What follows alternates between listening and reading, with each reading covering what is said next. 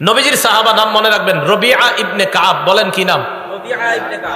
রবিআ ইবনে কাব বলেন, কুনতু আবিতু মা রাসূলিল্লাহি সাল্লাল্লাহু আলাইহি ওয়াসাল্লাম, আল্লাহর নবীর সাথে আমি রাত্রি যাপন করলাম। রাতের বেলা আল্লাহর নবীর ওযুর পানি আমি এনে দিলাম, আর নবীর প্রয়োজনীয় জিনিসগুলো আমি এনে দিলাম।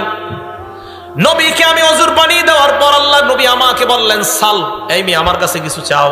সাহাবা বলেন, নবীজি আমারে বললেন আমার কাছে কিছু চাও, যা চাইবা তাই দিমু, চাও। সুবহানাল্লাহ। আচ্ছা, আমি আর আপনি হইলে কি চাইতাম বলেন তো? আপনাদের কথা কি, আমি হইলে মনে করতাম যে একটা বাড়ি টাড়ির ব্যবস্থা করে দেন, এরকমই। দেখেন আমাদের নবীজি সাহাবা কত বুদ্ধিমান। উনি বললেন, ইয়া রাসূলুল্লাহ ইন্নী আসআলুকা মুরাফাকাতাকা ফিল জান্নাহ, আমি জান্নাতে আপনার সাথে থাকতে চাই। তাই তুমি কি কও?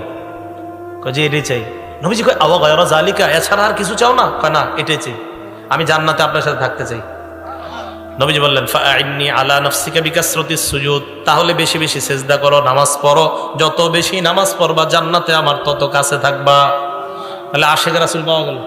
নামাজ পড়লে আশেক রাসূল, নামাজ বেশি পড়লে তাকে আশেক রাসূল বলা হবে। আবার বলছি, যে যত বেশি নামাজ পড়বে সে তত বেশি নবীকে মহব্বত করবে। যে যত বেশি নামাজ পড়বে সে দাবি করতে পারবে আমি তত বেশি আশেক রাসূল। আর যে নামাজ পড়বে না, নামাজ না পড়ে শুধুমাত্র লাফায় আর চিল্লাচিল্লি করে আর দাবি করে আমি নবীকে মহব্বত করি, সে আশেক রাসূল না আশেকে শয়তান। নামাজ পড়তে হবে, নামাজ ছাড়া যাবে না। আপনি চিন্তা করেন, একদিনও নামাজ পড়ে না, বছরে একটা অনুষ্ঠান করে লাফায় আর আমার ভিতরে নবীর প্রেম আছে।